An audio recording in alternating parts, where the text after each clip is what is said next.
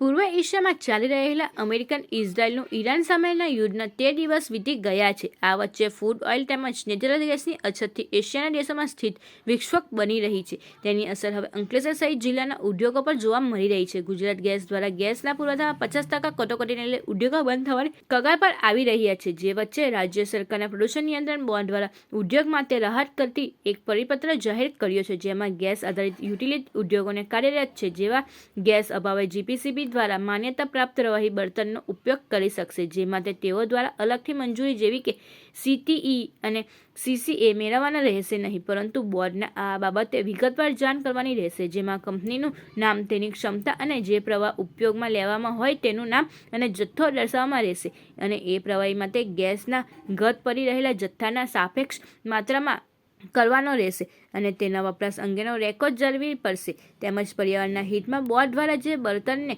માન્યતા આપવામાં આવી નથી તેવા કોઈપણ બળતણનો ઉપયોગ પ્રતિબંધિત છે. તેના ઉપયોગ ના કરવાના પણ હિદાયત આપવામાં આવી છે. અત્રે ઉલ્લેખનીય છે કે લિક્વિડ ફોર્મમાં એલડીઓનો વપરાશ કરી શકાય એમ છે, પણ તે પેટ્રોકેમિકલ જેને કે પેટ્રોલિયમના વિવિધ પ્રોડક્ટ પર અસર ઊભી થઈ છે, ત્યારે તેની પણ ઘટ વચ્ચે કયું લિક્વિડ બળતણ વાપરવું તેની મૂંઝવણ ઉદ્યોગોને સતાવી રહી છે. વધુમાં ગેસ પર્યાપ્ત રૂપે અન્ય બળતણ માટે જરૂરી ઇન્ફ્રાસ્ટ્રક્ચરમાં પણ ફેરફાર કરવો વર્તમાન સમયમાં મોટો પડકાર છે. જેને લઈ ઉદ્યોગ હવે શું તે વિચારવા પર મજબૂર બન્યા છે.